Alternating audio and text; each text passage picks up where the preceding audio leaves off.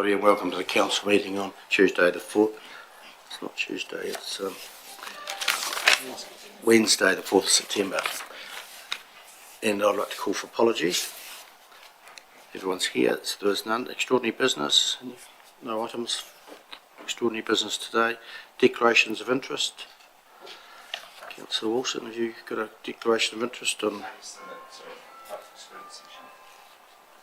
Yeah, we'll note that, and you won't take any part, and you'll leave the room for that discussion. Thank you. Just before we go to the public forum, I'll just call for a moment's silence for the passing of the Māori King in the last weekend. Thank you.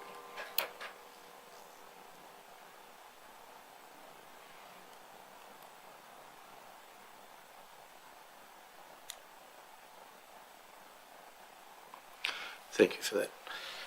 We'll move on now on to the public forum, and we have Alan Andrews who will join us, wants to speak to us. So Alan, you please come forward to the table, push the right button, hand button, and you've got 5 minutes to speak, and then we can have some questions. Alan, the floor's yours. Oh, Mark will help you there. Here we go. Pardon me. Okay, my name's Alan Andrews. I'm a bit of a foreigner to here. I've been residing down Beach Road for 10 years. I've been involved with councils and public matters. I was on the Timaru District Council for some time. I originated at Glenavy farming 700 acres. The reason I've made this submission, which I presume most of you have got a copy of, was the detrimental effects that Environment Canterbury are tending to have on the whole of our province. And when Councillor Mackenzie decided to bring up an issue that was in the Guardian the other day, suggesting that maybe the time is for Ashburton to take a lead and suggest that we form a unitary authority from the Rakaia River down to the north of Oamaru, the Waitaki catchment, in other words. I floated this idea to Bolger when he was Prime Minister back in the 90s. I was Federated Farmers President for South Canterbury for 6 years. I asked him specifically the reason why we needed 3 tiers of governance. Now, at that stage we only had 3.5 million people. I know we've got over 4 now. But why set up another layer? And who's paying for the bureaucracy? And I don't want to offend anybody around here because we know that we've all got to have people to run the place, etc., etc. But it goes back to the taxpayer, it goes back to the ratepayer of where that money comes from. And I think we've almost got to the point of where, particularly the rural people, and I think town people too, we can't cope with any more heavy rises in rates. And I suggest pretty strongly that you guys grab this issue and grab it by the horns and take it and create the unitary authority. Warwick Isaacs was CEO down there at the Timaru District Council when I was on it, and I passed it by him, and he said that there was no reason why we can't do it. My reason for having a question mark was which way would Ashburton want to go. Now I see by what has been spoken and written in the papers that you probably would prefer to be down with South Canterbury and create a region which would help the Mackenzie County Council, or District Council, sorry, and the Waimate District Councils that are all struggling because they're small. If you can combine some of the efforts that are needed to look after rivers, pastures, farming in general. I also state pretty loudly and clearly the importance of irrigation to Canterbury. If you deny the farmers of Canterbury, North Otago any water, it will not go back to natural vegetation. It will go back to broom, blackberry, gorse, stoats, ferrets, wild pigs, you name it. You will have a barren desert that is likely to go on fire. And this is one of the issues that I've got with Environment Canterbury. I know the consent that have to be adhered to, government adherence to consents, etc., and you people on council and the staff know all about that sort of thing. But if it gets to the stage of denying water on the land where farming creates 80% of the overseas income that this country lives off. You take that away and you've got a major problem within the whole country. I was involved with setting up the irrigation in Glenavy, the Malvern Glenavy scheme, 1970. Prior to that, I can go back to the 1950s, and we talk about temperatures, climate change, global warming. A lot of that, to my way of thinking, is crap. The reason I say that, the 1950s, we had nor'westers, like what we got here the other day, burnt off the ground for weeks on end, and we're looking at temperatures back then of 39 degrees. 41,000 years ago, this planet went through global warming. And one of the things that happens over the centuries is that it's like a big graph, and it comes back and you'll get a hot area and you'll get a cold area again. Now, humanity wasn't the big issue back 41,000 years ago, but today I would suggest that maybe the population is so huge that that's where some of the problems are. The other sidekick that I'll give to you is that there seems to be a certain percentage of the population wants to deny the dairy industry creating and building the economy as they do. What about over in India where the cows are sacred and there's probably hundreds of thousands of them there? What about what Putin is doing over in the Arctic, boring for oil and just literally, the environments in those countries don't mean a damn thing, like a lot more countries. And I don't believe that it's our issue and our right to be pushing to be one of the world leaders on climate change. Perhaps I'll leave it at that, or I used up 5 minutes. Spot on there, Alan, spot on. Thank you very much for your presentation. Councillors, any questions of Alan? Clarification or? Not. Councillor Ellis. Thank you, and thank you for your presentation. Just with the unitary authority, are you seeing that as the only option, or are you saying that we need some form of change as to the way it is? Yeah, I agree with you. I don't say that that's the final option, but I'm saying that you probably should seriously look at it. Because Christchurch and the Waimaki area, that is one of the biggest growing cities in New Zealand. And I'm just totally afraid that they'll try to shut down the irrigation scheme. That's one of the other things that I possibly can pass by you is that the Waitaki River, there is a weir that is placed there in 1970 for getting the water out of one of the streams to irrigate probably now 30-odd thousand hectares, because it goes right up the back of Waimeti. Now, every now and again when the Waitaki River floods, that weir gets washed out.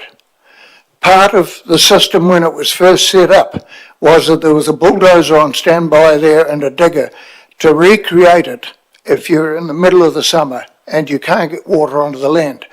Now, apparently, and this is second hand to me, I was told, that they're having difficulty to get a consent to be able to put a bulldozer out into the river.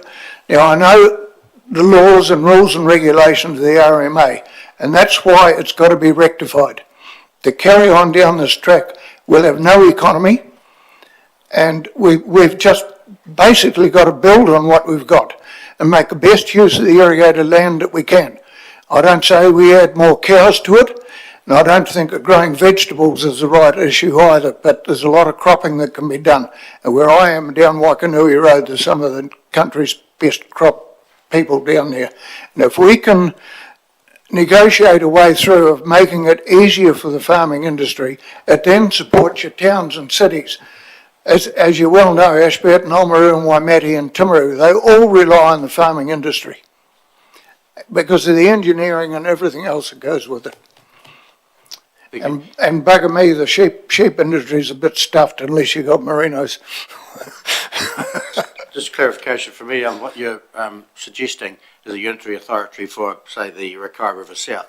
That are you on the understanding that would mean only one council, the Ashburton District Council, the Timaru District Council, Waimate District Council and Mackenzie District Council would all be gone and there would just be one council? Yes. Is that what you're No, suggesting? I don't want it to be that way at all. Right, well, that's not a unitary authority. What I just described would be a unitary authority with the regional council put in. Okay, you've got it. I think what you're suggesting or thinking about is a separate regional council for the Rakai River South. You'll be onto it. That's it. That's not a unitary, but that's Yep, you'll be onto it. And have fair representation between the different districts and areas to make sure that they get a fair go. Yeah, thank you for that clarification. Councillor Todd. Thank you, Mr Mayor. I think that's just clarified my question anyway. I suppose I'm into localism, so my thoughts were that the Ashburton district stays the same, but some regional, Yep. new regional functions starts from here south, basically. Yes. As I mentioned before, my concern back in the 1990s was that I felt that Ashburton probably leaned more to Christchurch, and times have changed. And my thinking then was, I hadn't even taken the issue up here to Ashburton. I'd spoken at Federated Farmers meetings about it. But the other two, South Canterbury and down to Oamaru, were quite felt it was the right thing to do. But now that times have changed, and I think you'd be making a very good decision if you stopped at the Rakai River and created something else back this way. Thank you, Sir Alan. There's no more questions. Thank you for that public forum presentation for us. And we'll no doubt think it over. And I'll leave it in your capable hands, sir. thank you. Might I add that you are doing a pretty good job as a council. Just watch the costs, keep the basics, infrastructure, and if you increase in population, just make sure that you've got the roading and the sewerage and water pipes and everything done first. Thank you for those wise words. Thank you. Okay, thank you very much for the time. Thank you. Next up, we have a presentation from Maddie Page, and welcome Maddie, if you'd like to come forward. Maddie will speak about her recent attendance at the Festival for the Future. The festival was a two-day summit held in Wellington for youth leaders across New Zealand, and around 200 youth attended, as well as a number of mayors who are part of the Mayor's Task Force for Jobs scheme.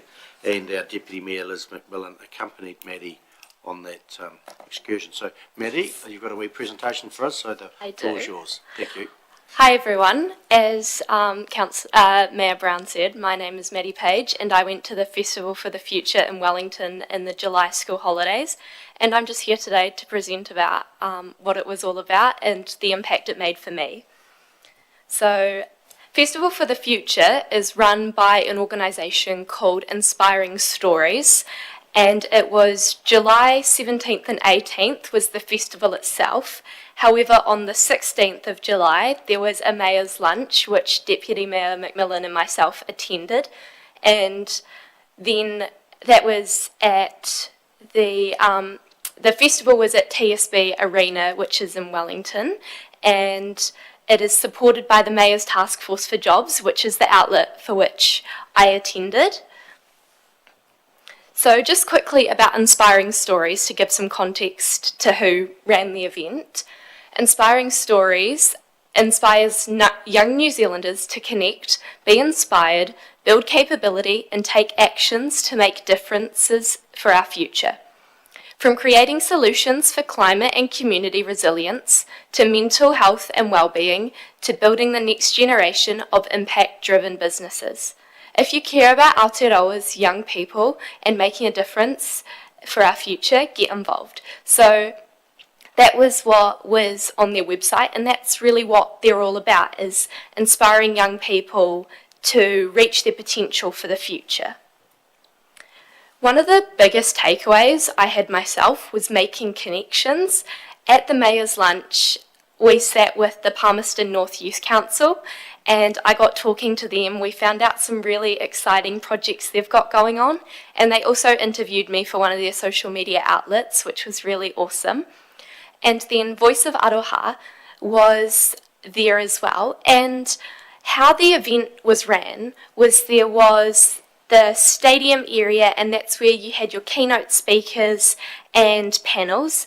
And then out in the foyer area, you've got stands where businesses and organisations can go and talk about their projects and what they're all about and how they can benefit people. And that was really about getting involved and participating. And then we had breakout rooms where you could do workshops if you, and they ran at the same time as the not the keynote, as the board presentations. So Voice of Aroha had a stand in the foyer area, and I went over and they had spin the wheel. You spin the wheel and you can win a prize. I thought that sounds fun, so I went over and I gave it a go. And then I got talking to the person there, and what we ended up doing was I ended up filming a podcast episode with them. So I just spoke about my experiences, my goals, what I'd like to see in the future, and that was a really amazing experience because I was able to connect with an organisation, but also it made me feel quite powerful that I was really getting my voice out there to anyone that wanted to watch the episode.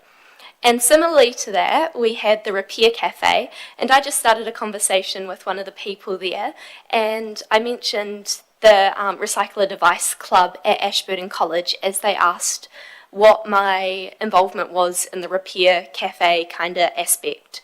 And I mentioned that, and then we got to talking, and I've since been in correspondence with them, and we're looking to collaborate on an event in Ashburton at some point in the future, which is really exciting that we were able to make that connection. And then the picture on the left is Stacey Tipohu Rose, and he works for Inspiring Stories. He's the Community Outreach Coordinator. He's based in Canterbury, and he ran we had a workshop after the mayor's lunch, so he ran that workshop, and then he was just around there helping out all throughout the couple of days I was there, and that was really awesome because I was able to make that connection with him. And we did have a debrief korero after I got home to Ashburton, and that was great because I got to give my feedback, he got to talk about where it's going in the future, and we just got to make that connection. And it just went to show that you can go to an event and you can meet people, but you don't have to lose those connections afterwards. You can always keep in touch and collaborate in the future. And I've just got some pictures here from my time. So the third picture at the top is Deputy Mayor McMillan, myself, and Tori Whānau, who is the Mayor of Wellington. And then there's TSB Arena, and down the bottom we've got the bottom right hand is one of the breakout spaces. And then this is inside the arena, and in the left hand corner down at the bottom is the Mayor's Lunch. So I really wanted to share these photos with you because you can hear me talk, but it's great to be able to put images in front of you so you can really see what I've been describing in terms of where it was. And then the final slide I have today is just acknowledging all the partners that made it possible, because without all of these people, the event wouldn't have been on and I wouldn't have been able to go. And thank you for listening to my presentation. Thank you, Maddie, for that presentation. It sounds as though you had an amazing time. Yes. And learned a lot, which was the idea of sending you up there. So, Yes. councillors, any questions for Maddie? Councillor Hooper. Is it an annual thing, Maddie, and do you get the opportunity to go again? Yes, absolutely. So it is an annual thing, and it's always held in the July school holidays in Wellington, and it's open for anybody. So it is, there's a lot youth orientated stuff, but there was so many people there, and you can go as many times as you want. I was sitting watching one of the presentations, and there was a newborn baby beside me and a gentleman in his, I would say, mid-70s. So there was an extreme range of people, which was really wonderful to see there. Okay, so if you went again, do you think you'd get enough out of a second visit, or do you think you've sort of ticked most of the boxes? Absolutely, because one of the things I took most out of was the panels. And so because the panels were so unique and they gave different people's perspectives on everything, and because the panels would be different again next year, I think I would get absolutely the same amount out of it, and there will be new people to make new connections with. And Councillor Hooper, there could be others in the community who would like to go alongside Maddie as well. Yes, I would absolutely love to take more people with me next year. Yeah, and we pay for it. It's an investment we make into the youth of our district for leadership. So myself and Deputy Mayor McMillan chose Maddie to do this one this time. So we have had, and Liz might like to talk about who we've had in the past on it as well. Thank you. Yes, I was just going to say that the conference part of the cost was sponsored by Mayor's Task Force for Jobs. So Maddie got a scholarship through Mayor's Task Force for Jobs for that part of it, which was awesome. And at the lunch, I was at the same table, but there were, I think Palmerston North had about 30 of their youth, so some were the youth council, some were other groups. So, and I also sat next to a couple of students who were from Queenstown, Wanaka area, and they had fundraised by planting trees to make it up to the conference. So it was really good. Previously, we've had our youth council, previous youth council chair Michael Baker went to that festival a few years ago, and he became rather famous because he rescued something on the way up, on his drive up to Wellington. So, yeah. Yes. Councillor Mackle. Thank you, Maddie, and very impressed the way you've presented today with your presentation. Just would like to ask, what are your aspirations for the future? What would you like to do with yourself? Yes. Personally, for myself, I would like to be an outlet of inspiration, because I look at myself when I was younger and all the people I looked up to and how their impact, how their presence in my life made such an impact. And I would love to do that for other people. So I have been part of Cactus, which is run by Safer Mid Canterbury, for 4 years, and something I love about Cactus that I want to take on to everything I do in life is that you can make so much change in young people, old people, anyone's life, just by being there, supporting them and showing them what you were shown yourself, that you have a place in the future, you have the power to change everything, and that you don't see it as, I'm just one person, how can my voice change anything? You see it as, I'm one person, you're one person, you're one person, our voices can change everything.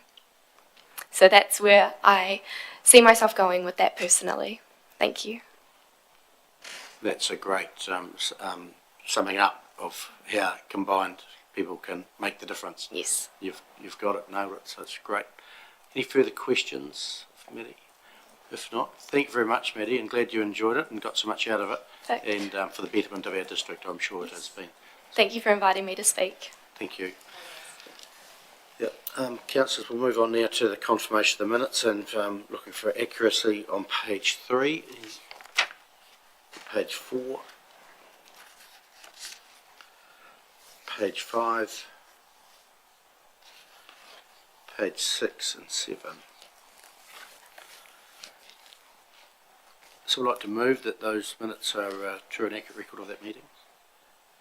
Councillor Hooper, Councillor Cameron, all in favour, please say aye. Carried. Thank you. Item number 5 is the Airport Authority Subcommittee, and we'll receive those minutes. So I'd like to move that we receive them. Councillor Lovett, Councillor Brown, all those in favour, please say aye. Carried. Nothing you want to discuss out of those minutes? Next item is number 6, Biodiversity Advisory Group. We'll receive those minutes. Move in a seconder. Councillor Brown, Councillor Todd, all in favour, please say aye. Carried. Anything in those minutes you'd like to discuss? No. Should move on to item number. Councillor Cameron. Thank you. Item 5, and I don't know who am I asking, the Pudding Hill Weed Control Project Update. It says in here that estimate around 6,500, looking for approval to ask for funding. What happens if the funding isn't able to be received, got.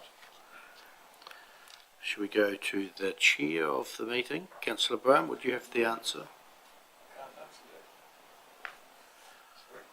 I dare say that if they can't get the funding, then the project doesn't happen. Well, that's the implication, but that would be a shame. I'm assuming that some of the funding is through work, I'm guessing. Labour is existing, would that be right? Yeah, but I'm just reading it, they're looking for approval to ask for funding, so I'm sure they think the funding is available. The committee needs to ask for it. So where do they go to get the funding? Where'd they go for the first, I think, was from the zone committee. Yeah, that's what it said, the zone committee, yeah, so they go there and ask. Probably go back there, yeah. Happy with that. Moving on now to item number 7, which is the representation review, the final proposal. Mel and Mark, welcome. Tony's online if we need her. Anything further to add to the report? Nothing further to add, thank you. So we'll go to questions, councillors. This has been through a process, a robust process. We've had submissions, we've had a hearing. We've made some changes after the hearing, and we now have the final document in front of us. Councillor Cameron. Thank you for the report. Ashburton Ward 4244, I'm on item number C on page 14 on Stella. 4,244 for Ashburton, Eastern Ward 3,820, which must be just about on the limits of the 10%. I'm guessing 400 people there or thereabouts. How are we going, this has to be done every 6 years, is that correct? So how do we adjust for population changes in the meantime, in that period of time, or we just leave it? Because it could potentially go out of alignment, I'm guessing, over the next 6 years. That's just how it goes. Yeah, so we're required to do a review every 6 years, so this will stand until we do the next formal review, or at some stage, if you wanted to, you could choose to do one in between that cycle. But this is based on the existing, on the population stats that we've used, and that's what will remain. Can I ask another question, please? Oh, you go ahead. So, essentially, as I understand it, those are relevant at the time you do the review. You don't have to keep them up to date over the 6 years until the next review. That was my question. If they get out of whack over the 6 years because of population growth or people moving, then you need to reflect that new information when you next do your review in 6 years' time. Because my next question was going to, follow on from that is, do we get up, because we did discuss at the local government conference, is getting access to timely and appropriate up-to-date information. Do you get that up-to-date information? Like, where do you get? We get a lot of information, but we're not using it for an interim rep review. No, I'm not suggesting you do, but is that, the census, I'm guessing. Otherwise you wouldn't count. How do you know how many people in the community? Yeah, so for the next review, the numbers will be updated based on the census at that time, or the closest census to that time. Otherwise, the only source of your population statistic in our community is the census. Is that right?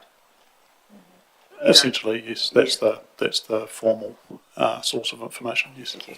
Councillor McMillan. Thank you, through the chair. I'm on page 16, just that timeline you have there. So we've got a month for appeals, objections.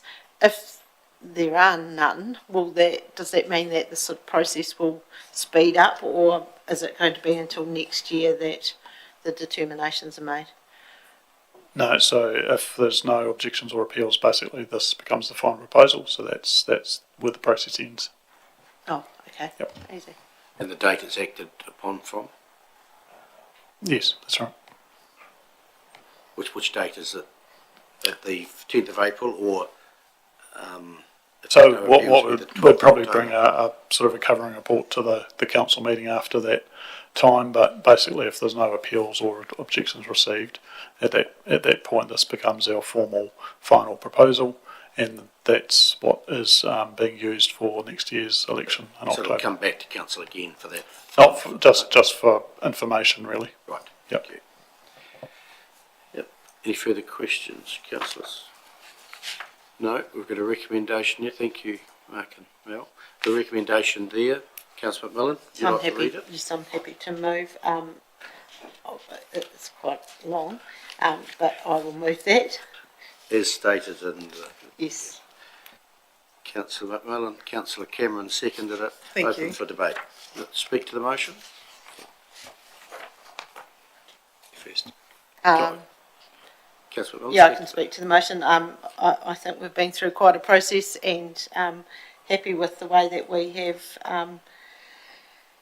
proceeded with it. And I think we also heard from the Methven Community Board when we looked at the numbers for that. So I think we've ended up with a good outcome, and now it's just time to hear what everyone else thinks. Thank you, Councillor Wilson. I think it gives I speak in favour of the motion. It gives a great opportunity for the people of the district to be voted in by their peers, but then also to represent the whole district as a whole. And that's what we're here for. Further speakers for or against? No, no right to reply required. I'm going to put the motion. All in favour, please say aye. Against, carried. Thank you. Well done, team. We've got to see that again in 6 years' time. Item number 8, sensitive expenditure policy review. And Lou and Mark, welcome. Anything further to add to the report? Yeah, so I have just picked up that a few of the final updates haven't translated into the report and policy versions that council will have. So in the report, there's a few incorrect clause numbers in the section that relates to the Audit New Zealand recommendation summary table. So that's page 29 of the agenda, and it's paragraph 10 of the report. And in the draft policy, which is page 47 of the agenda, there's just a small spelling error in clause 6.4.1. So the example should be tablet in relation to the ICT use. Right, I think the small spelling error we can handle. The one on page 29, how could you just take us through that? Yeah, of course, yes. So, for the special occasion inclusion, it says in the report that it's clause 7.3. It's actually 7.2.3. And then staff sponsorship, it should be clause 7.3, asset disposal 6.7, and personal use 6.4.1. So it's just the numbers, it's not Just the the words. numbers, Yep, yeah. great. It's not too detrimental at all. Thank you. Questions, councillors? I just have one question. So on page 47, and private use of council suppliers, 6.6.1, employees may have access to some council suppliers on the same basis as council. Has that always been there, or is it a new clause? That part has always been in the policy. Has been. I'm just wondering whether it should, council get some reasonably good purchasing at times. Is that just for council, or is that for all employees as well? That's my question. To be debated, really. It's not a question for there, but Leanne. Through the chair, can I just confirm you're talking about 6.6.4, that we may not use council purchasing privileges? No, 6.6. 6.1. 6.1. And I did have a question on 6.6.4. If you use that, how would you know, is my question, that an employee hasn't purchased and passed on to someone else? You would not know. Through the chair, we would not know, but this has been driven quite heavily, and I would say MB was the early part of driving this, is the examples they talk about is, for instance, our all of government buying vehicles. We can't buy an all of government vehicle personally. We can only buy it for work, and we don't sell them. So most of our items that we purchase for the business of council, to purchase them ourselves, we would have to do it through some form of third party.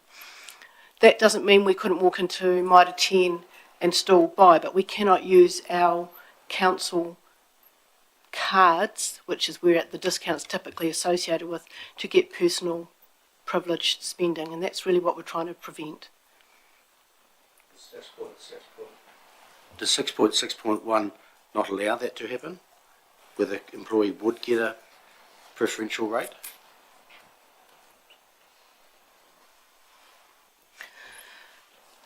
That's kind of how it describes it, yes, which is not how I've always understood it to be. Yeah. Councillor Cameron. Did the audit people comment on 6.6.1? There was no comment in the table above. They didn't. No. And it was in the previous. Yep, there are changes in the highlights, so anything that's highlighted are the Yeah. updates. Everything else is the original policy. I would like to have a discussion about that after the motion's been moved. After. Which one was that, sorry? You'd like to debate it? Yep. Yes, please. Okay, well, certainly you can, yeah. Ms. Sarah? Through you, Mr. Mayor. I do see the point raised with regards to how there is some conflict. I guess in terms of 6.6.1, the word is may, and the most recent scenario that I can remember is, for example, Noel Leemings that gave staff promotion. I believe they gave it to all public sector. I believe they have times where they give it to the fire service, the hospital, the something else. Council could have also accepted and purchased a TV if they wanted to at that rate, but they said council and staff. So it's very, very infrequent, but that's something that happened, I'm going to say, in the last month, and you may have seen it through your own networks as well of different things. So that is an example of one, but there are some clear exclusions, and we're not talking big ticket items like vehicles or anything like that, because they're specifically excluded. For clearness, clarification, having a few words at the end of it, to be approved by the CE, may assist. Yep. Councillor Cameron? Are you talking about 6.6.1, having a few Yes, words? yeah. I don't like that whole expression. It implies if a supplier, especially in these times where things are difficult, they might think if they don't supply the council employee at a discount, then they're going to lose the council possibility of putting the council business in jeopardy. I don't like that whole sentence. I don't think it's appropriate. Okay, we'll debate it shortly, but this Yeah, that was my comment. I don't agree with having a few words after it. Right. No further questions? Thank you, Mark and Luke. There's a recommendation there.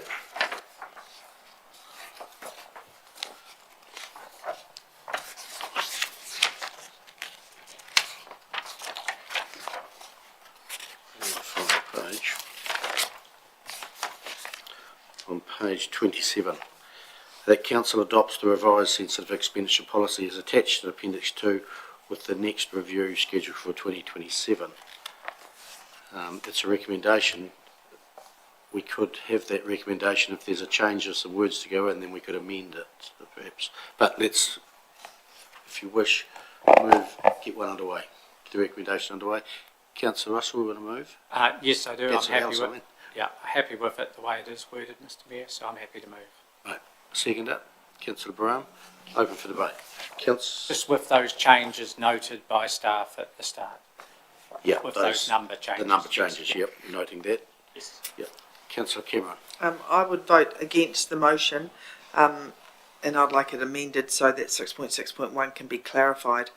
I don't think council benefits given to council because of the ordering size or the sheer number of people that work here or because of their bulk purchase or whatever reason should be passed on to individual members of staff.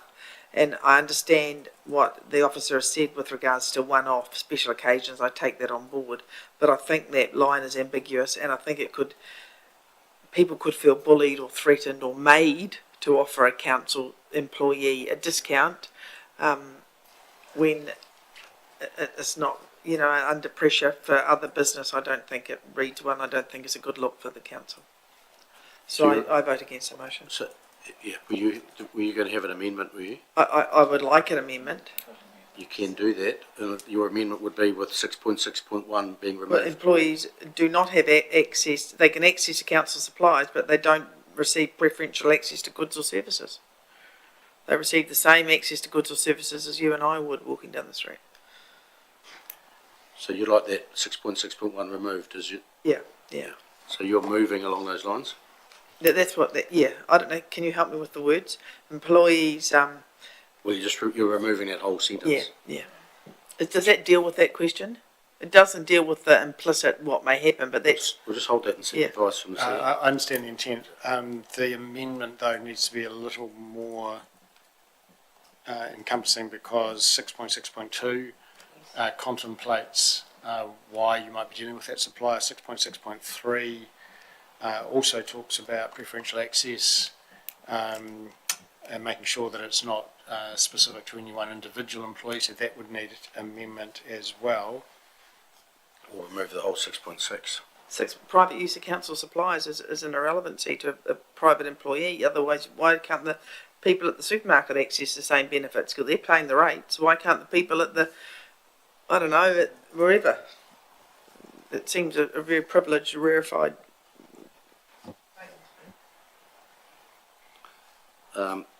If you're moving that, we just need some clarification on what the amendment is.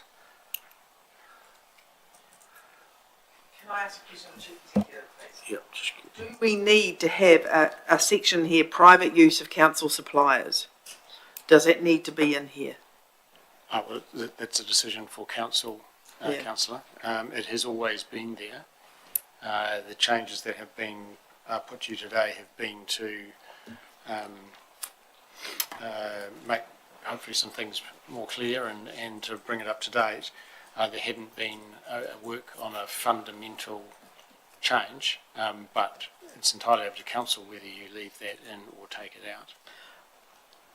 I think private use lends itself to abuse, regardless of whether it is or not. And if I'm a council employee and I go to Paper Plus and say I work for the council, do you give council a discount and just pretend they give 1%?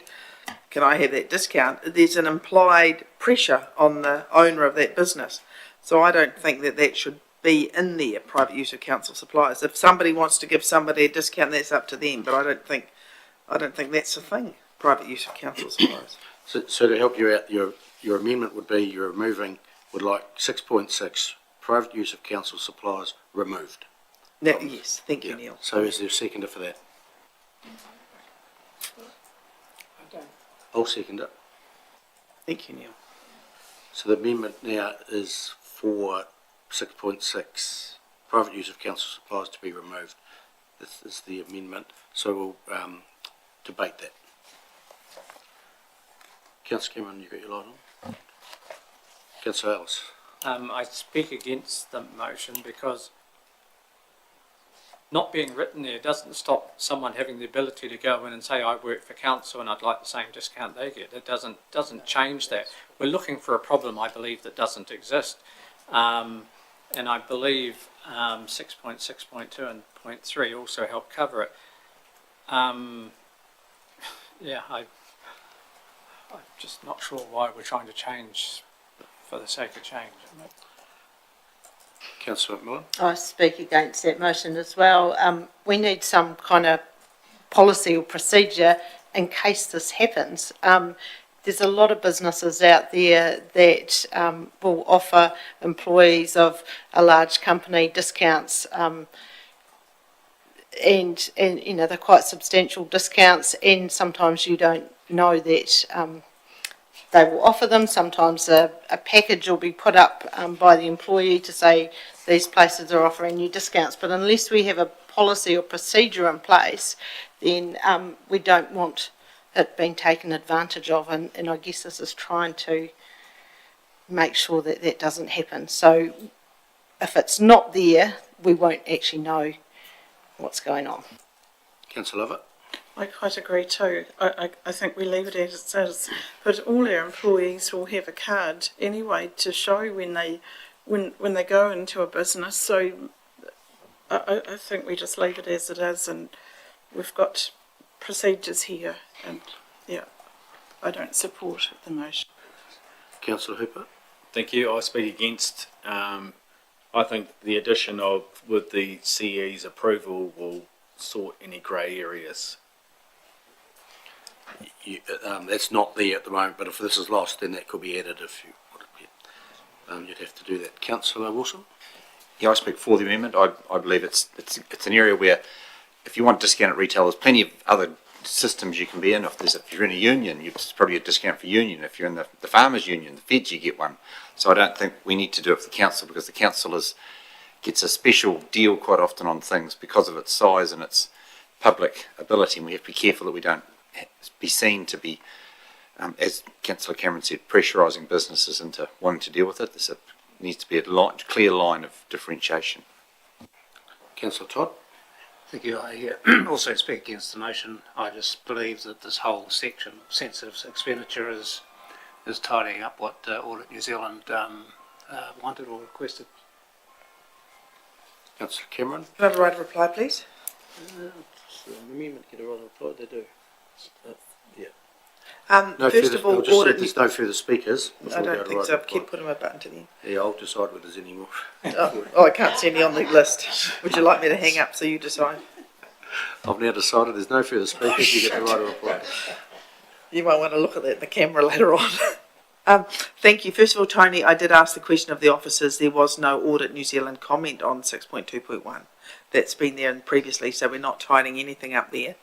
With regards to the discount for the private companies, that is a private company. This is not a private company. This is a council. And the people that pay for this company, if you want to call it, is the ratepayer. So to ask the ratepayer to be somehow subsidising personal business through giving a discount, so those businesses will have to recoup their loss or not loss or take a lesser profit because they feel pressured by a big corporation that has an income of 47 million excluding fees and charges, is an inference and a pressure on those small businesses, mainly small businesses in this town. And as Councillor Wilson rightly said, there are lots of discounts in the community that you have, and to ask to keep this in, I think, is morally reprehensible and wrong, to have that inference there that you work for council, so you can go along to someone and say, I work for council, I should get a discount because we buy our petrol from you or whatever, or our shoes or whatever. So I understand that it doesn't happen. Listen to the officer, I'm pleased it doesn't happen. But to have it there, I think it is wrong and not a good look for a council. I think it infers the opposite of what we're trying to do. I'm going to put the amendment. All those in favour, please say aye. For, against? The amendment has been lost, so we're back to the original motion, which Councillor Ellis moved and Councillor Brown seconded. Councillor Hooper, you were thinking of something? Yeah, can I move an amendment and add with the CE's approval? At the end of 6.6.1? Yes. With the CE's approval. Is there a seconder for that? Councillor? I'll second it. Open for debate. Councillor Cameron. I speak against this motion. I don't understand that. So you're going along to buy a book and you have to ring the chief executive to say, I want to buy a book. Can I use the council discount? Is that what you? Was that how that intended to work? It's when, How can you? I believe it's for big, larger items than that. How big's a large item? A vehicle. A bed. A vehicle. A vehicle. So we're only talking about vehicles here. Talk about everything. Yeah, I know. That's my point. It's ambiguous and unclear and goes against what Councillor McMillan said the policy was for, to give clarity. Councillor Ellis. Thank you. I also speak against the amendment. We had the example before, Noel Leeming's offering a deal. Someone goes in there on a Sunday afternoon on the spur of the moment and thinks, well, that is a good deal on that TV. Oh, hang on, I've got to phone my chief executive before I can buy it. I'm sure he's going to want phone calls on a Sunday afternoon approving the purchase of a television from a staff member. So to me, it doesn't make common sense. Speakers for or against the amendment? Right of reply needed. I'll put the amendment. All in favour, please say aye. Against? Carried. The amendment is lost. We're back to the original motion that Councillor Ellis and Councillor Braham moved and seconded. That is now open for debate.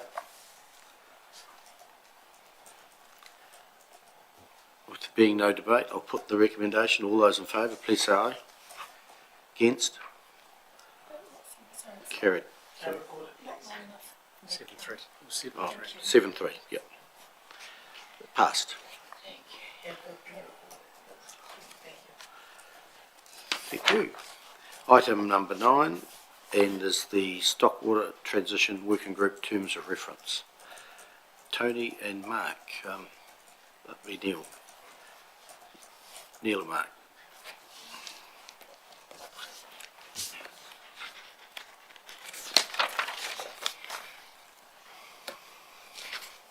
Anything further to add, gents? No. Take it as read. Questions?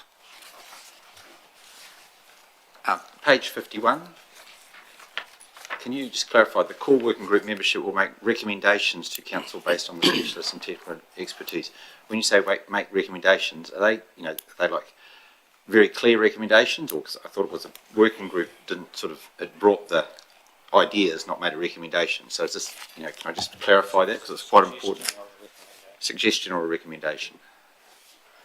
The intent is to clarify two things. One is that the working group does not have decision-making power. So you can see anything as clearly or as fuzzily as you like, you have to refer it to council for decision. That is the key tenet of that. We also felt it worth distinguishing between the core group and those that come in to attend meetings on various intakes or different parts of it, that the core group is, in considering the overall transition, needs to have some consistency of thinking and approach. Therefore, it should be the core group that makes those recommendations. Councillor McMillan. Thank you. I'm on page 57 and just under the key stakeholders, and I see you've got all the different schemes there, but during the LTP process we heard a lot from the Ruapuna community, and I'm just wondering how they would they be one of the key stakeholders, or would they come in later? And I've had a few phone calls, and I've sort of directed them to Neil McCann to work through that process, but I'm just wondering, should they be listed in there as a key stakeholder, or are they kind of under MHV or something else? We would regard stakeholders as anyone who's been affected in that area, and they would be open to attend meetings, although they may not be listed here. When we do reach out and go to a particular area and we identify the stakeholders, they would be welcome to contact us, and we would discuss the issues and work with them. So just to follow on from that, having the list there, does that determine already that we've identified the stakeholders, or should include it? I mean, I'm just worried that you've got a list there and someone may be left out because they're not on the list. Yeah, Tony, have you got your hand up? Yep. You've just pushed the unmute button. That might help. Same problem I had. Must be our end. Just hold fire.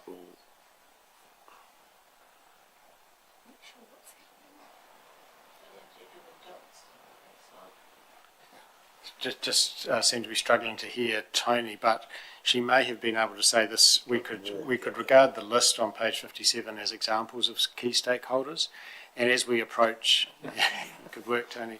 As we approach this work, and remember our intention was to approach it, or one of the ways we're likely to approach it is an intake by intake basis. If the core group believes there's others that can add value to the deliberations, then they would be just as much a key stakeholder as someone listed on here. So perhaps we can change the wording here to list them as examples of likely key stakeholders, and that would leave you free to include anyone else that you may wish to do so for a particular part of the process. Okay. Tony, we just made us change of setting. Just try and talk and see if we hear. No, it made no difference. But we got the thumbs up, so we know we're on the right track. Thank you. Councillor Cameron. Thank you. I just want to seek some clarification over the response from earlier from the Chief Executive.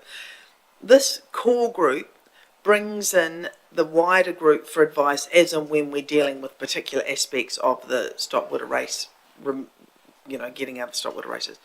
The core group, I always understood, could make a recommendation to council based on the information we've received and say, we suggest you do this, point A. Council will say yay or nay. Is that correct? Have I got that correct? That's exactly it. So we're not coming back into council to debate. It's a bit like the PCG Oh, when no, we built this you building. may well end up having debate Of around the course, council yeah, table. of course, yeah. All Yeah. you're doing, and this is the distinction, this group is recommending to council Yes. for the decision. Yeah. If you can't persuade your fellow councillors the recommendation is valid, then you can expect debate and Of course. potentially different That's decisions. what I understood. Very similar to how the PCG was run as a sort of an advisory group. They had all the information, they assessed it, and made a recommendation. That's right, which council could choose to accept Of or course. not. Absolutely. Thank you. Councillor Wilson? And just to clarify that, so we've got our core group, which is quite clearly designed, and that they put the recommendation, and do they set the, so I can see we set up, we find an offtake group that we're going to work with. Do they set the members of that group, or can that be anybody? Because obviously you want to have you want to hear all the voices of the group, but you've got to sort of have it capsulated. Otherwise, it could be fluxing in and out, and you'd never make a decision. So how does that catch? I think we've got our list down there. Could it be that the core group can set whoever's on that catchment group, I think, or on that intake, because there's a good spread of people. They would then say, well, we've got a good representation of all the different interest groups, and then that sets our group that we can work with. Yeah, I think the core group, and particularly with our consultant resource, would be best placed to set the group and invite stakeholders with similar issues and identify those and then bring them forward. Yes. And through Mr. Mayor, I imagine that the core group will welcome expressions of who those stakeholders might be in terms of advice. So the consultant, staff, any under the core group may have a view as to who will add value to the consideration, and the core group is likely to want to include them if they think they'll add value. So it'll be yes, the decision, but a slightly more iterative or advice-driven process, I would have thought. Just got a question. It's around the core membership group. Is a quorum required for them to meet? Do they need a quorum? Yes. Is it stated anywhere in the? It's in the terms of reference, yep, but further on. 58, is it? On page 58, Oh, yeah. third line down, yep. Where does it say the number? 5. 5 members, including two council elected representatives. 1.10, Mr. Mayor, on the top of page 58, the third paragraph. Yep. I see. So 2. Yep. Yep. And will the core membership group have voting powers to make a decision to go to council? I think the intention is that it's sort of a consensus-based approach, but and that's to reflect the fact that there may be differing views amongst the group. So all of those views, if there was differing views, would come to council to make the final call. If they don't get a consensus, if they can't get a consensus, how would that get to council then? So at that point, all of those views would come to council to consider. Right. Even if no consensus was achieved, it would still go to council. Correct.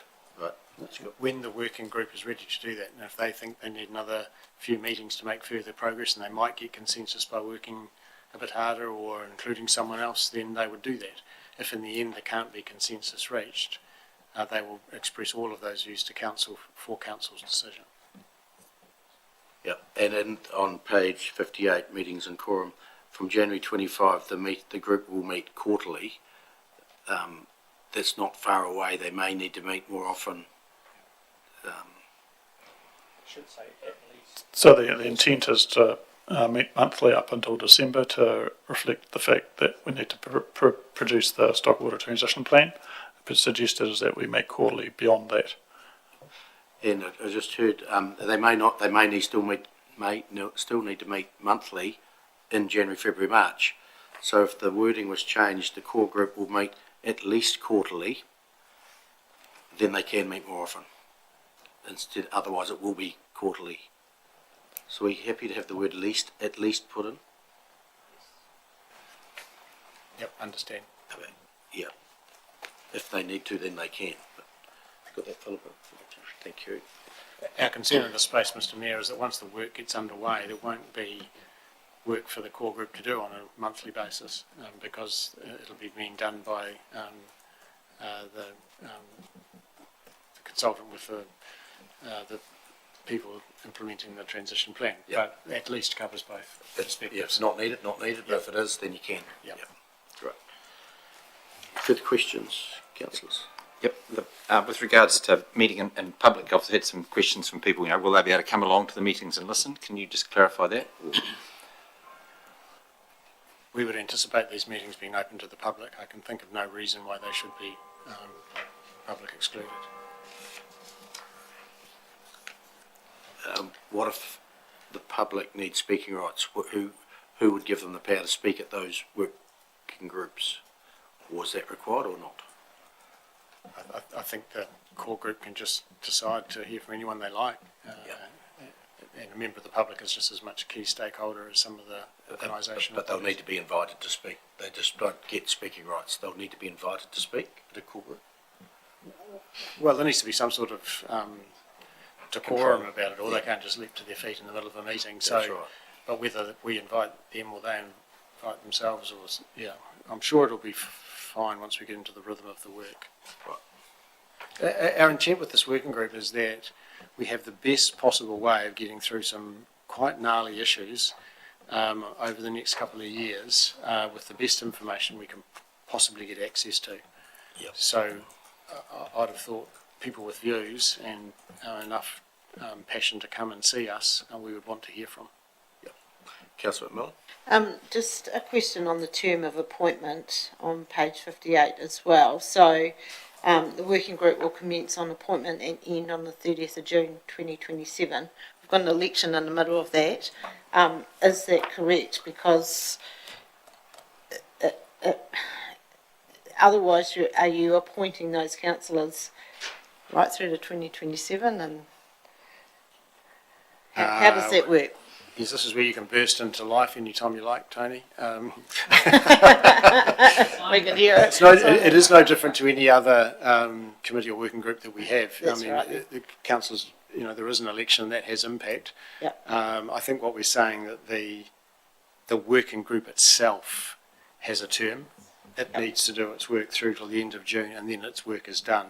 So that's not particularly about who is on it. No, I realise that. Every other term of reference that we do, I guess it's always for that 3-year term. So this is a little bit different, or am I wrong with that? Yeah, The membership may change after the next election, but the group will carry on. Yeah. Okay. If I could just clarify that groups or any committee ceases to be at the end of a term unless the council otherwise resolves, and then it's reviewed in a new term of council exactly what groups and committees you want to set up. You can, in a term, resolve to allow, and we did that with the Administration and Civic Building Project Control Group, particularly resolved that it continue in the next term. Councillor Cameron? If there's no more questions, can I move the recommendations, please? You can move the recommendation 1 and 2, and there's a gap there. I'd like to nominate Richard Wilson for the role as chair, please. Seconder for that? I'll second that. Councillor Lovett. Open for debate. Thanks, gentlemen. Tony? Councillor Todd? Thank you. I'm happy with Richard's nomination. The only question I would have, this is quite an important event that's going to be happening here, decisions being made. Should that be led by the Mayor? That was my only question. No, I'm quite happy to let Councillor Wilson chair this working group. Okay, Yes, the Mayor's just busy enough. okay. Any further speakers for or against? Councillor Brown? Quite happy with Richard. Thank you. I'll put the motion. All in favour, please say aye. Against? Carried. Thank you. Unanimous. Thank you. Next item is the financial variance report. Then before we do that, James, I have you down for James Meeker, MP. We've got you down for 2 o'clock, so we might take you now, if that's okay. Sorry, Ian. You're a busy man, no doubt, getting funding for bridges, etc. So, thanks, James, for coming along, and glad you could make it. And you've got recess from Parliament, which has allowed you to be here today, and also at our citizenship ceremony this morning, which is also a good thing to come to and welcome new citizens to the district. So thank you for that, and thank you for coming along today. I'll hand over to you and give us an update on New Zealand. Mr. Mayor, I think we need to do some scheduling. Oh, just push the button on the right hand side. Thanks. There we go. There we go. Thank you, Mr. Mayor. We probably need to do some scheduling training between Parliament and Council so we can coordinate our meetings better. So thank you for having me here. It's the first time I've been live and in person in the council chambers, in the new council chambers, so it's a pleasure to be here. And I just want to echo your acknowledgements of the citizenship ceremony this morning that we attended. A really great occasion and wonderful to see so many newish, but a wide range of new faces to our community and being part of our community down here, so really appreciated that. I did notice that the Deputy Mayor was shortchanged a couple of trees, and I wondered whether Councillor Brahm had pinched a few to deal with some wind-blown timber issues that he might have been dealing with this morning. So I'm sure we'll get that sorted, Deputy Mayor. So thank you for having me. I just wanted to give a quick update on a few of the issues that I thought would be most relevant to local government. The government has obviously got a fairly packed work program, as you can tell by the amount of legislation that has been introduced and passed through the Parliament. In particular, in my role on the Justice Committee, I think we last sat at about 16 bills having been introduced or passed through our committee in this term, and the next highest was about 4 or 5 through the other committees. So I'm feeling the workload, and that's part of a government that's trying to meet its election commitments and deliver on its promises.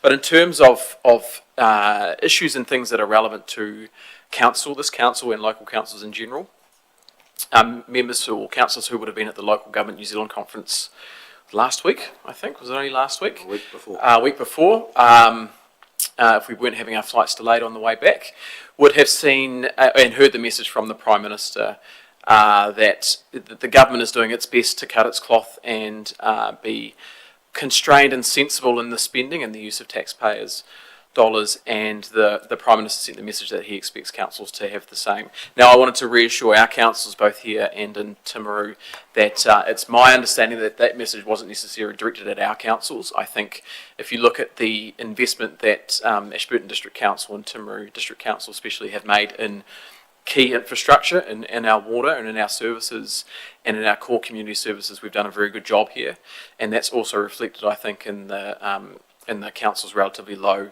debt that you carry as well. So I think councils should take that message as not necessarily being directed at the well-performing councils, but to continue to keep an eye on how we choose to spend ratepayer money. And just on that, I want to reiterate the message that I've sent to councillors is that when ratepayers do come to me with concerns about council rates and council costs, that is fairly and squarely an issue for you as the local councillors, and it is not my job to get involved in decisions that councillors make around rates or decisions about council spending. I think that's squarely your responsibility, and I think that's only fair for me not to wade into that territory and respect your role as the local community leaders in making those decisions.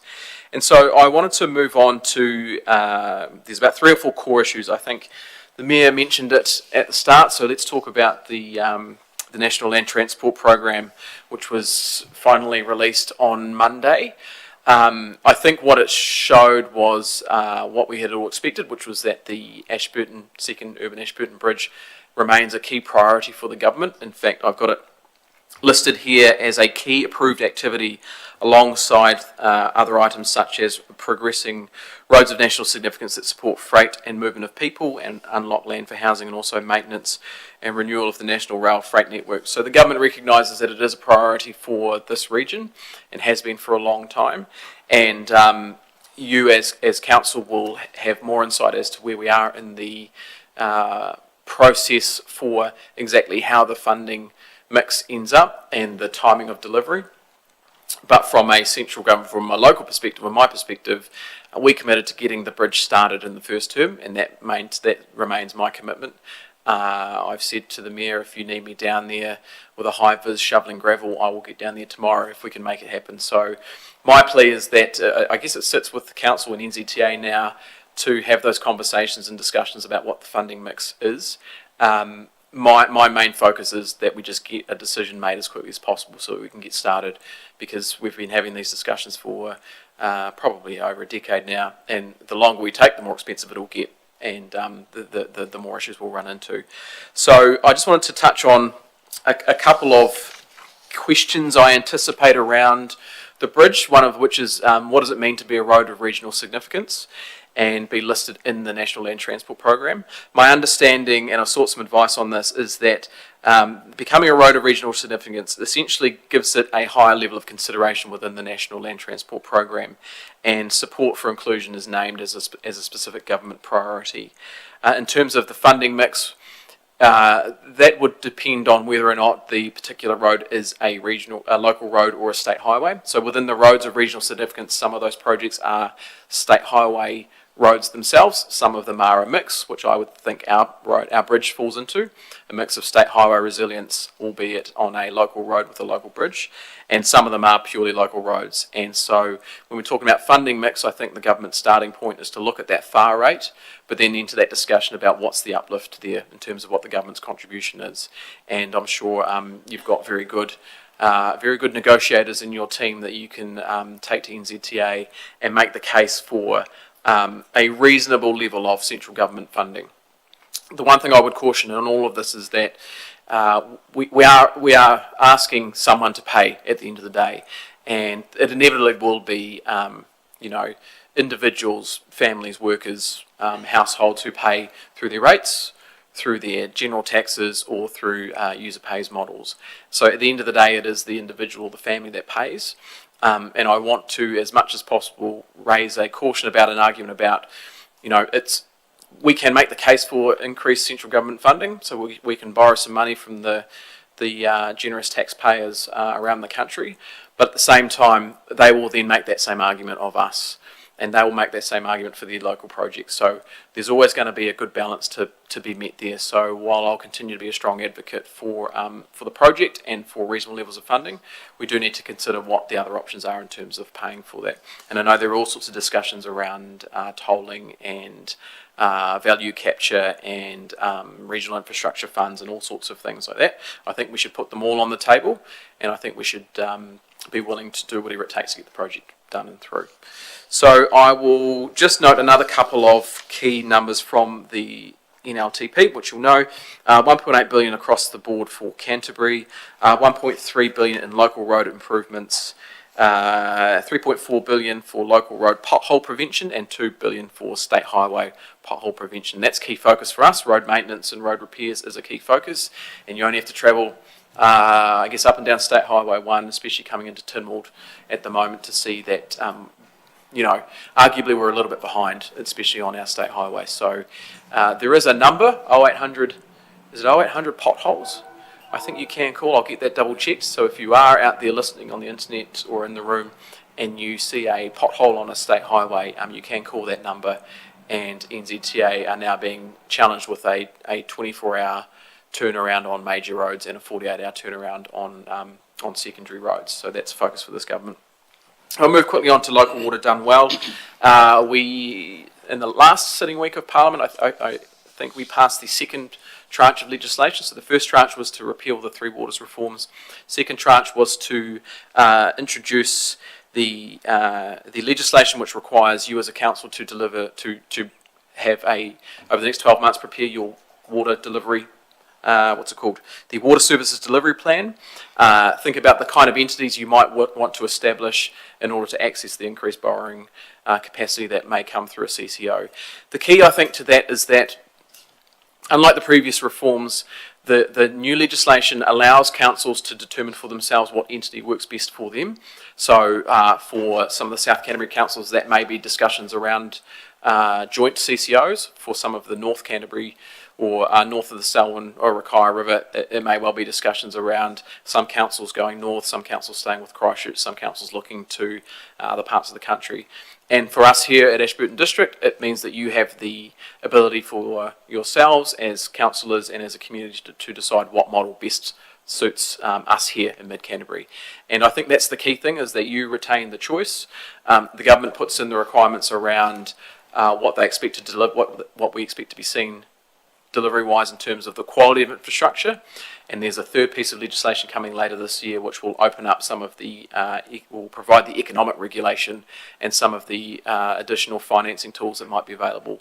But ultimately it's up to the community and the council to decide what model best fits them, and then to work with government on the financing options that are available there. So I wanted to raise that one. Third one was, and it's topical over the past couple of days, and Ms. Mayor, you made some comments around this in the media, was around tourism and around the international visitor levy. You would have seen that the Minister for Tourism increased the levy fourfold this week. So it's gone from $35 to $100, hasn't it, per visitor. And what that should unlock is it should unlock some additional funding for regions that are feeling the pressure of tourism, but might not have the tools or capability of introducing charges or user pays models. And I think it's an interesting example for us here in Mid-Canterbury. There are talks about bed taxes and targeted rates and options like that. The challenge I think you find there is that if we have a high proportion of our tourists who visit us but don't stay, then we don't get to capture that value. And so then how do we account for the impact on the infrastructure and the services and what we have to provide from people if we don't have a gate at the road that we make them pay a couple of dollars on the way through? So I think the IVL will go some way to alleviating that. My understanding is that the focus will be on infrastructure and service delivery as opposed to some of the other funding pots that have been available through that, but ultimately they'll be up for, I guess, the Minister and for councils to apply into. On that is, of course, the Regional Infrastructure Fund. You saw in the budget some initial tranche of that 1.2 billion be announced through essentially flood mitigation, flood resiliency, and part of that funding was made available to the Rangitata protection. There's also some that's been made available up north in Canterbury and down south Canterbury too. I'd urge councils to keep an eye on that Regional Infrastructure Fund and consider what the criteria is and make applications as appropriate for that kind of funding. I can think of some projects around Mid-Canterbury which could do well, which could well benefit from that, but the idea is that it is a pot of money for regionally or nationally significant projects, and I can think of a couple around the region that may fit that. On that space, RMA reforms are progressing more quickly than some would like, not quickly enough for others, which leads me to believe we might fall somewhere in that sweet spot in the middle.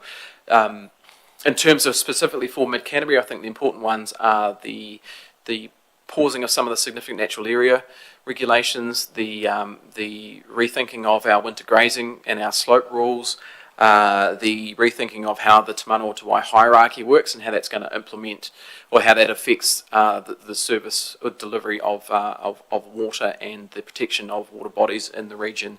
And of course the government's response to the Section 107 issue around the ability to essentially irrigate through the Mid-Canterbury Plains any longer, and I'm aware that there's a legislative fix coming from the Minister for that before it gets out of control, because the risk is the way that the interpretation is now being, the way the legislation is now being interpreted, it could shut off irrigation. Not only irrigation, but essentially the use of water for commercial uses, and we've seen some issues around Geraldine with stormwater consents maybe not being able to be processed. So there is a fix coming for that in the RMA. You've also got the fast track bill, which is due to be passed through in November, and some tweaks lately on that around who makes the decisions on those projects. And I'm aware of a couple of projects locally that have been put forward for that as well. So hopefully we can see that come through in the schedule very shortly. A couple of last ones to cover off on. From a Justice Committee perspective, we're currently at the stage of considering some reports on the election inquiry, the inquiry into the 2023 general election.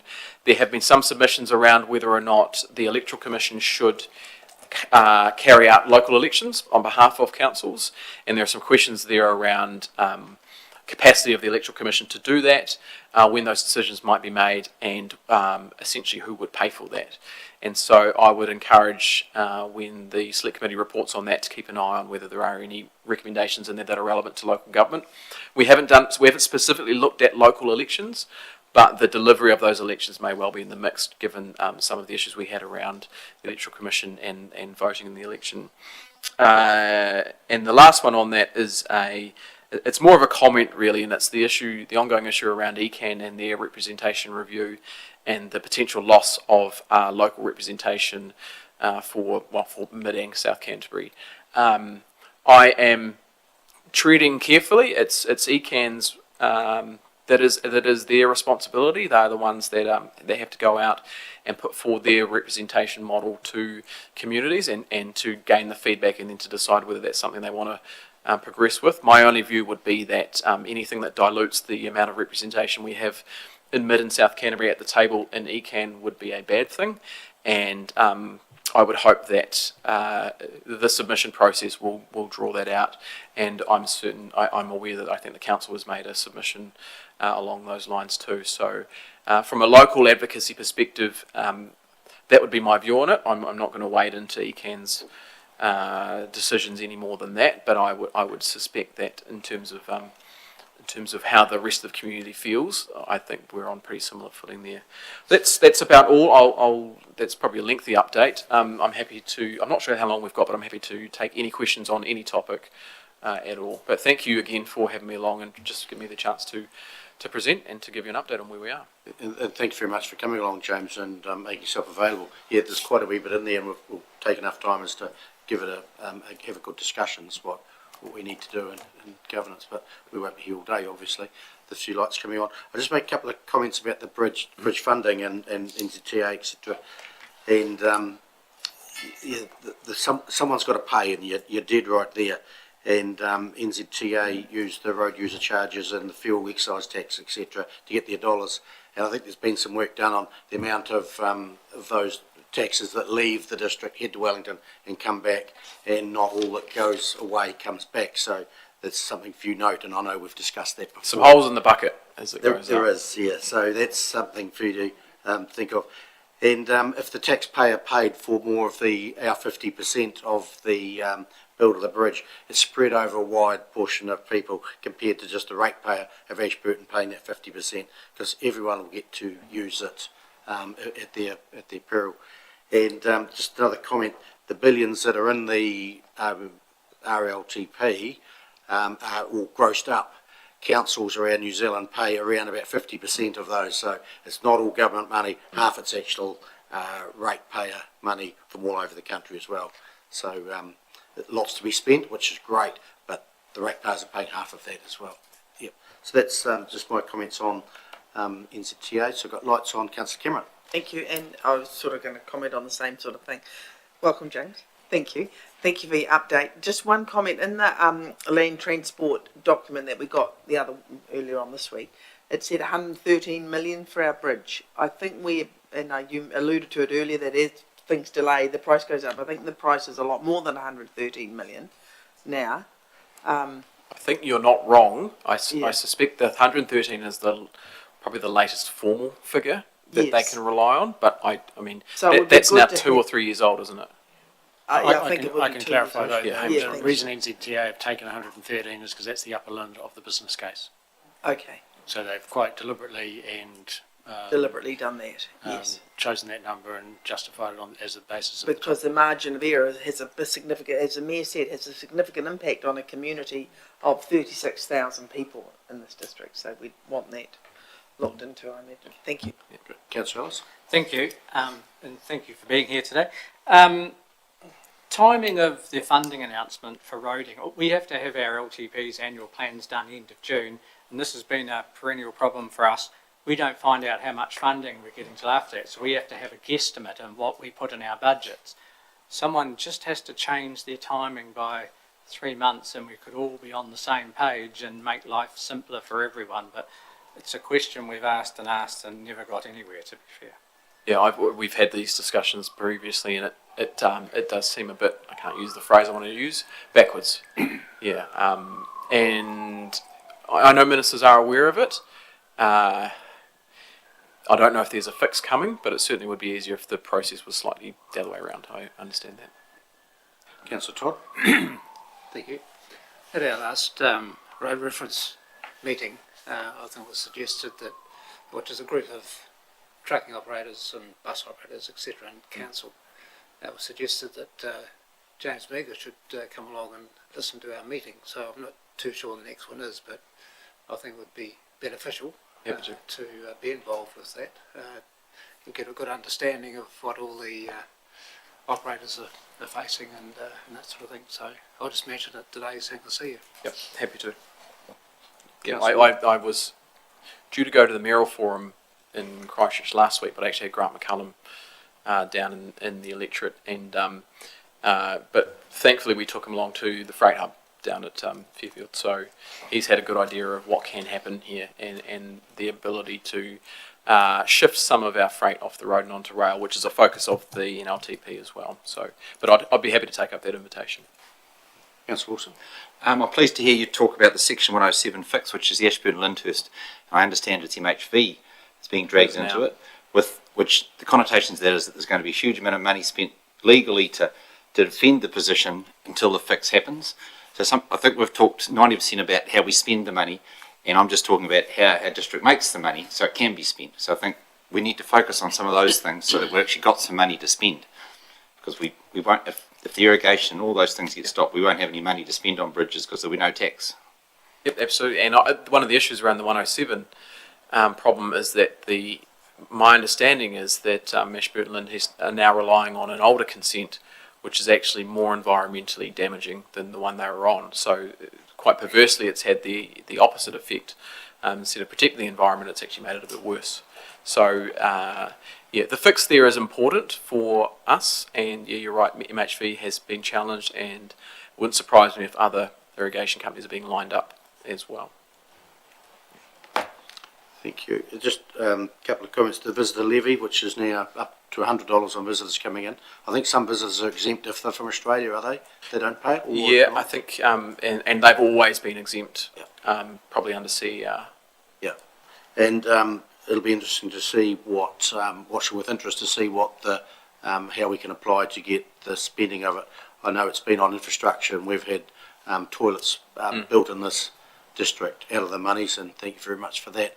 But then the ratepayer picks up the servicing of them, which is it's a lot of them are in, some of them are in areas a bit further away from the centre of Ashburton, so it costs more to travel to them whatever times a day to clean them. So help on that front would help us.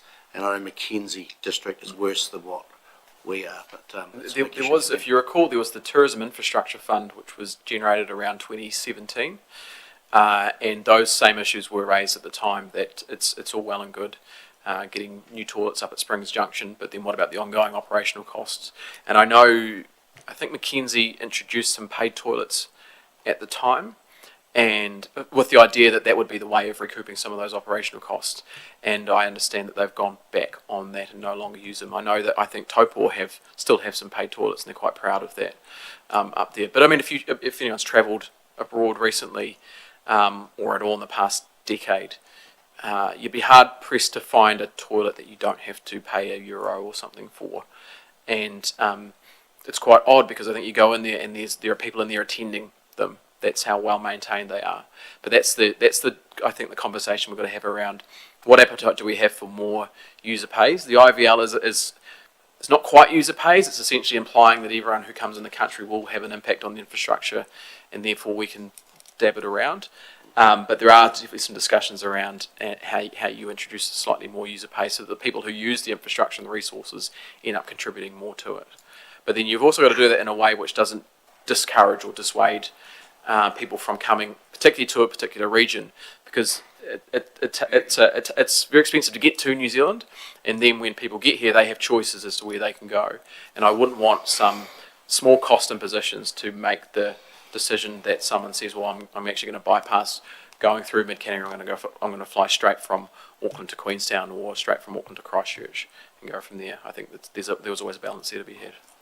Yeah, in the big scheme of things, $100 is not a huge amount for a visitor coming from the other side of the world. But it'll generate some income for doing those sorts of things, which is, I think is a good thing. The RIF, the Regional Infrastructure Fund, it's more a borrowing facility rather than grants. So some councils got the ability to borrow anyway, whether they use that fund or that they borrow themselves. So the advantage in that would be if the interest rates on that fund were very close to zero, that's where the advantage for a council would be. Yeah, I think there are different arrangements for.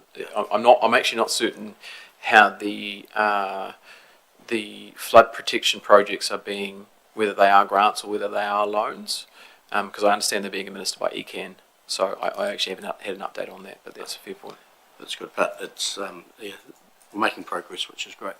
Councillors, any further questions? Rob, you were on, but you've got off here. I was just going to echo what you were saying before, Neil, and thanks for coming along, James. And we're very lucky to have you in the area and backing for us. And you indicated earlier that with the bridge, you'd be quite happy to take a shovel down the river and dig some shingle up. Probably, I know you're a hard worker, and you'd be probably better off putting that shovel into a money pot in central government first, please. At the moment, the bridge indicated it's going to happen. It's just really a carrot. The NCTA need to be aware they need to put their arms further into their pockets before anything is going to move forward. Looks like we've run out of questions, James, so thanks very much. We've got a little bit of business left to go till we get to about 3 o'clock. You're more than welcome to stay till then and have a cup of tea with us. I know you did catch up with some of us this morning at the citizens ceremony, ship ceremony, but more than welcome to stay. We'll be breaking at 3 o'clock for a cup of tea, so. Thank you all. I appreciate your time. Thank you. Yeah, thank you, James. Well done. Next item, councillors, is number 10, which will be the financial reports. Leanne, please. And we're only to the end of July, so it's really only 1 month. Oh, Erin did there too. Thank you. So 1 month activity. Which we'll go page by page 63, 64, 65 and 66.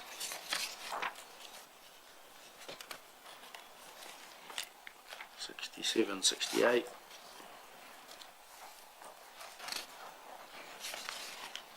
69, 70,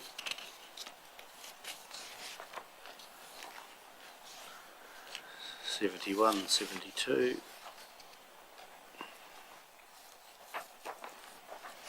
73, 74,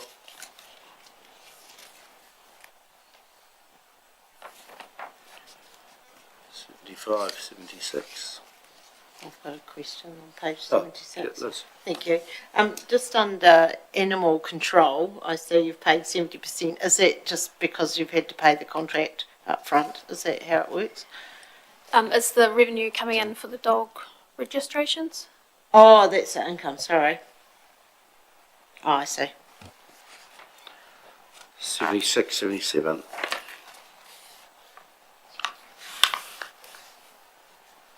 78, 79. Councillor Cameron. I just have a question on page 79, looking at our public equity, ratepayers' equity. Is that like, what is that? Is that roading, bridges? What is that? Sorry, that is made up of the ratepayers' equity and the reserves that we hold in council. So tell me what the equity is. That's the value. It's basically it's the profits and the losses that go in and out of the reserves each year for each activity. Okay. Cash. Okay. No, Great. it's not cash. That seems a hell of a lot for cash. not It's a cash. valuation. Valuation. of Yeah, it. that's what I thought it was. Yeah. Yeah, and some of them are revaluations that go through there as well, which is Yeah. definitely not cash. No, it would have looked. We'd be building about 4 bridges if it was cash. Thank you. 79, 80, 81.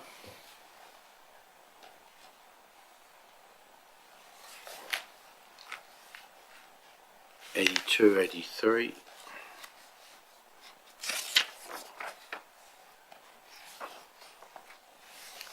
Mr. Mayor, may I ask a question? It's a Yes, little come bit on. off there, but the elderly person's housing, Page. page 81, borrowing by activity, commercial property is borrowed for the elderly person's housing build. Is that right? No, that's the debt against each activity. Yeah, yeah. So the 55,000 is the debt against elderly person's housing.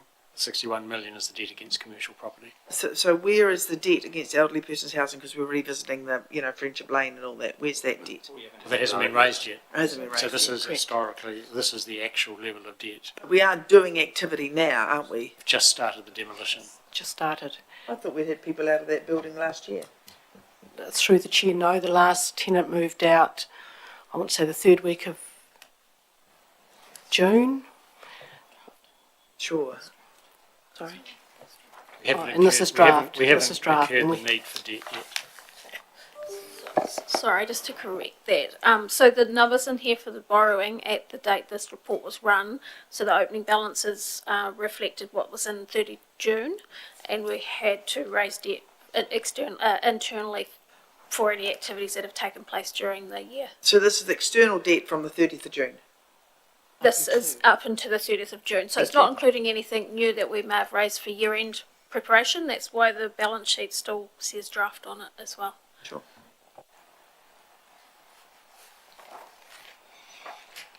'82, '83. 84. Mr Mayor. Councillor. There's 15 people there that are over 90 days, or 15 organisations, whatever they are. How confident are that we are going to receive the majority of that money? Through the chair, all I can tell you is that we go through the correct processes to do the best we can to collect that outstanding debt. At the end of each year, as we're finalising our annual report, we will impair any we think are not able to be done. But as it stands, we remain, I'm going to say, optimistic that we will collect. Is it a some rates and like some leases, or is it so there's different things in there? Through the chair, this is purely sundry. This is not rates. This No is rates? sundry. Sundry. Correct. Okay. So leases, yes, and other.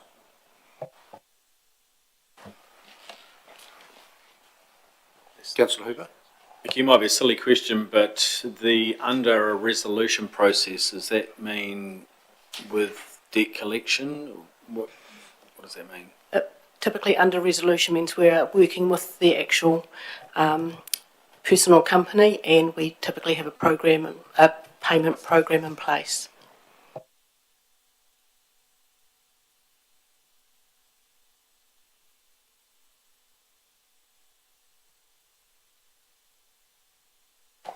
Further questions? Takes us to the end of the financial variance report, noting that it is 1 month and things are happening and things are moving, which is good. Thank you. There's a recommendation there that we receive the financial variance report. So I'd like to move. I'll move. Councillor McMillan, Councillor Cameron, all in favour, please say aye. Carried. Item number 11, Councillors' reports. And we have there from Councillors Cameron and Councillor Wilson, who went to the Super Local 24 conference in Wellington, along with myself and the Chief Executive. Any questions of Councillor Cameron or Wilson on their report? Would Councillor Cameron or Wilson like to comment? Councillor McMillan. I've just got a quick question. I think it was in your report, Councillor Cameron, where you mentioned, and they're really, really good reports too, lots of information about localism and how I think Susan Freeman Green mentioned localism, but was in the past they've always made quite a big deal of localism. Was that sort of on the down low this year? Just go off. Tony, you go off. Oh, sorry. I got the feeling it was very prominent localism. Well, from local government, NZ, it was a big.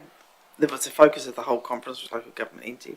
I mean, the national government gave some very direct feedback which I've alluded to, but they weren't putting their hand up to pay for it.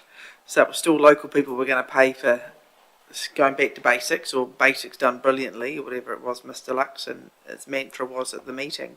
But I got the feeling it was all about localism. Yeah.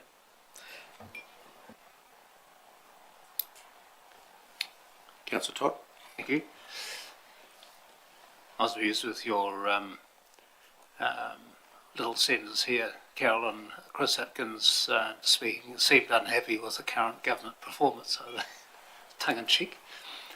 But also Richard's last paragraph I think is quite pertinent, really.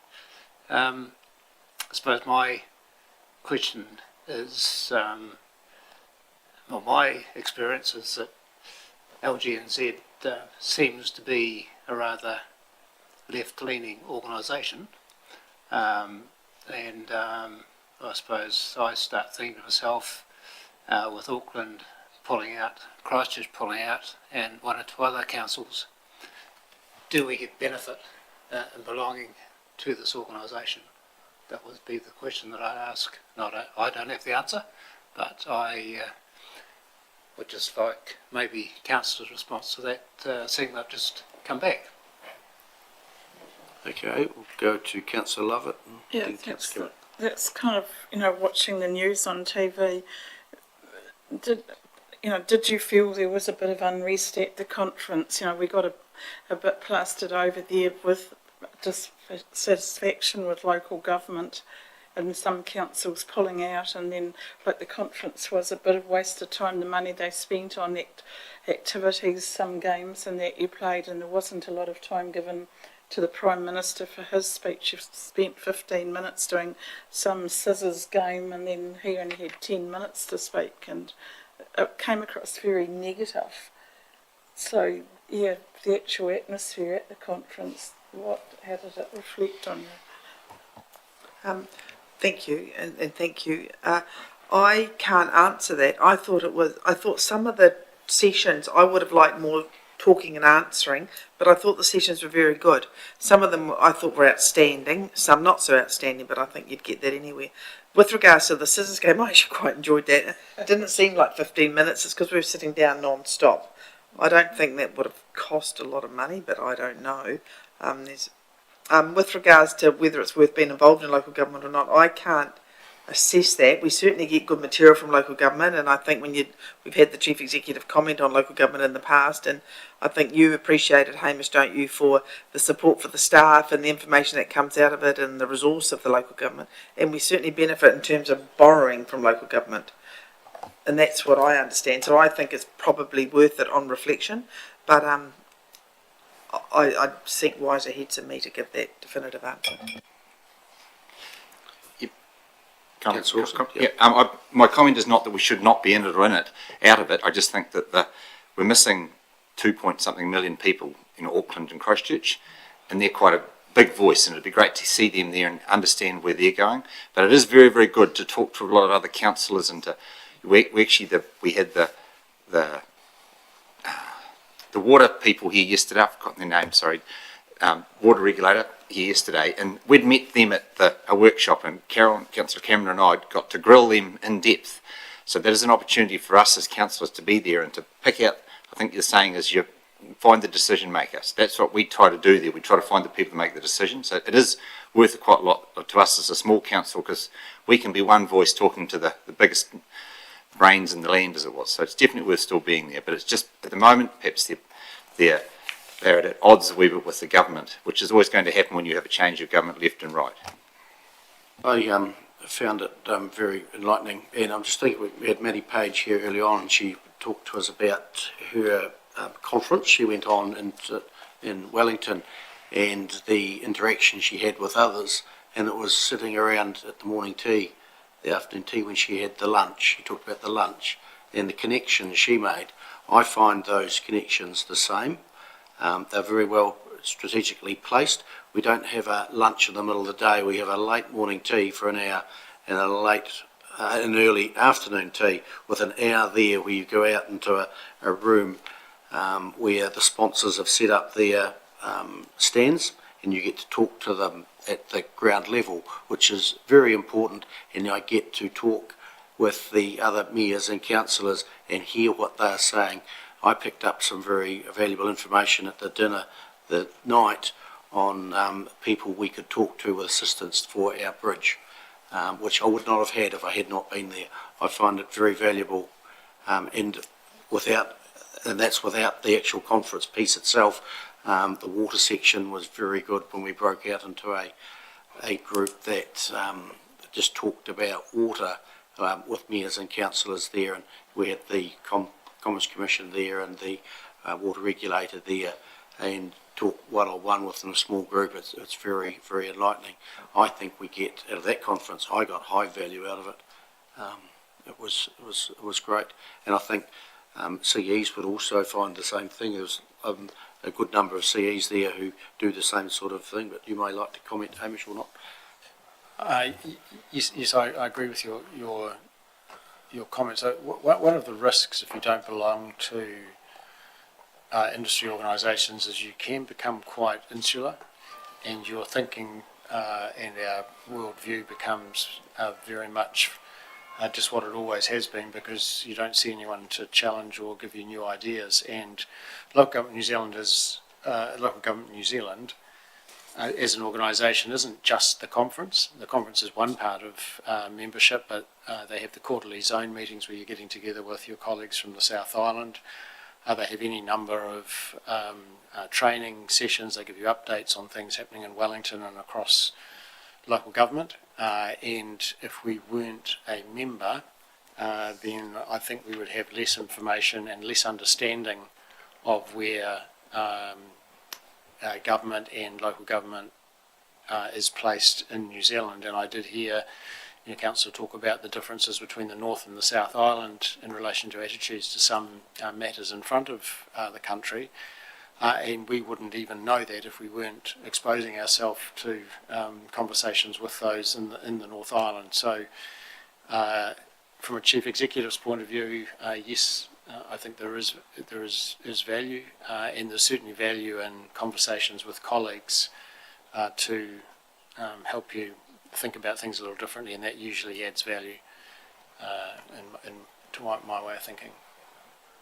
Thank you. Lane.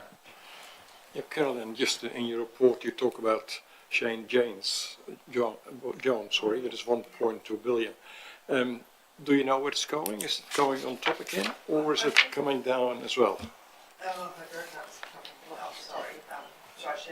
Yeah, Tony, there we go. I think a lot of it was going on flood mitigation in the North Island, and flood repairs in the North Island. I think you can apply for it for grants and things. Was that right, or was that another fund? That's it. No, so he has got a regional infrastructure fund. It has 1.2 billion. We discussed a little bit with Mr. Meager. There is a clear indication the preference is for that fund to make loans, not to make grants. The first 200 million has been allocated for flood protection, some of which is coming to Canterbury. And a little bit like James, I'm not 100% sure whether that was grants or loans, but the indication is very clear at the front end of that process that they would like to preserve that money to do good over a period of time rather than dishing out grants and it running out. We can advise Council, and I think you may be generally aware, we have made an application to the to that fund, that Regional Infrastructure Fund, for assistance with funding of the second bridge. So we're not sure whether we qualify, we're not sure whether we meet the criteria, whether it will be assistance to the funding questions in front of us, but we have made that application to find out. So we are in that, we're in that cauldron now with them. Great. Carolyn? Liz? I've just got another question. What was the reaction from mayors, councillors regarding the plans to abolish the full wellbeings? Was that sort of a big conversation point? Carol?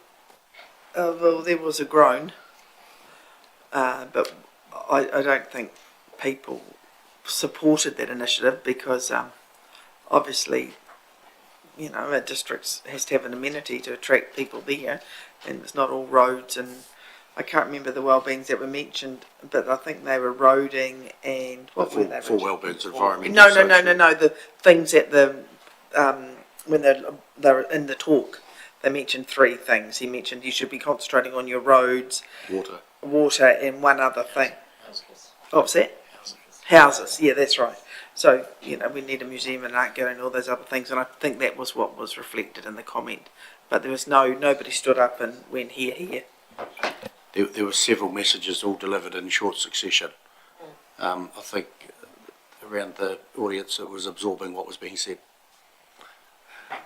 Councillor Todd. I was just sorry, Councillor. I was just going to comment further about the well-beings and just reflecting on the fact that the last national government took them out of the Local Government Act as well, and the Labor government put them in when they were elected in 2017. So there's just a philosophical approach from the 2 sides of the House as to whether they are useful inside legislation or not, and many councils continued to focus on the needs of their community, regardless of whether well-beings are mentioned in the Local Government Act. So it's a signal, it's an attitude, it's a perspective on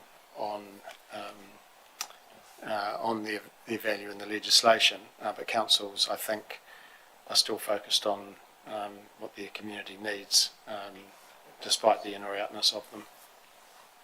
Councillor Todd. Thank you. And I'd say I'm more than happy with the answers given regarding LGNZ, but I just had to ask the question, Mr. Mayor. And that is your role, to hold council to account. Councillor Hooper. Thank you. The young elected members that you mentioned, Carolyn, what was that? Was that just a group of young elected members there, or is it something that Liz and I should be looking to join up in? True. Just hang on, you go, Phil and Liz. Carolyn. You are both young. It was 2 people standing on the stage talking about the young elected members, their group. There's a group of they wear badges. YEM. Y-E-M. Eh? Under 40. I don't know how old they are, but these 2 would definitely fit the bill. You could definitely join. They were good. It was interesting. One thing I did say in the report, that they did suggest one person, so who was that, Neil, that suggested that the mayor have their own staff. They have their own advisors, independent advisors. And Simeon Brown. yeah, Simeon Brown. Minister. Yeah, I've written that in there. I thought that was quite interesting. He did. He suggested that the mayors have their own advisors. They have their separate own advisors rather than council staff. Yeah. The young elected members is an organised group of under 40s. And its primary purpose, is to act as a support and a mentoring mechanism for young people in that capacity of an elected representative.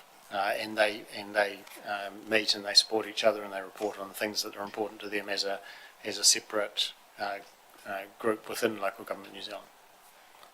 I'm not. You'll just miss that group by a very small margin, but there's probably a group at the other end too, perhaps.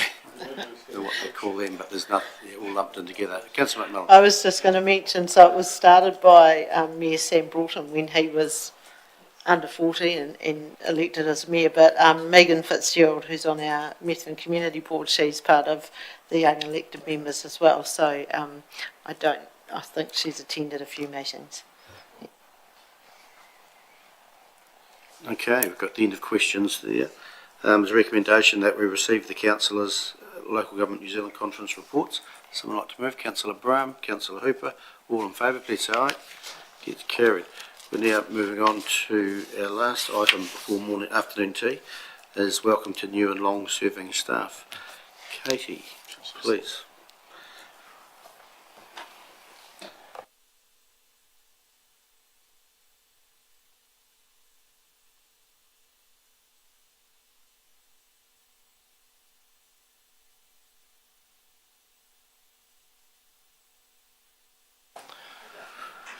Welcome, Katie. The floor is yours. All right. I am very pleased to be able to introduce 3 new starts this week. So, first of all, we have Bobby Rushton. Bobby wants to stand up. Bobby has joined us as the Programs Coordinator at the Ashburton Art Gallery Museum, and she's on a 6-month fixed term backfilling a parental leave cover. We also have Gracie Woodhouse. Gracie has joined the planning team as the new planning administrator. And then finally we have Tanya Huslut. She has joined the finance team as a new accountant. Welcome to ADC.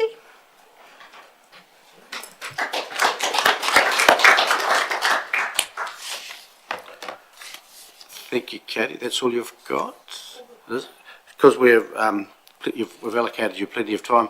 If all 3 would like to give us a 10-minute speech on what they've up to, they are more than welcome to. But if that is declined, we will just say to them, thank you for joining the staff and have a long and rewarding time here with us and productive. And we'll now break for afternoon tea once I've moved into the committee. And have a mover and a seconder for that, please. Councillor Ellis, Councillor Brown, all in favour, please say aye. Against, carried. We'll now break for afternoon tea. You're more than welcome to join us and have a chat. Tell us about, instead of your 10-minute public one, you could have the private session. Thank you.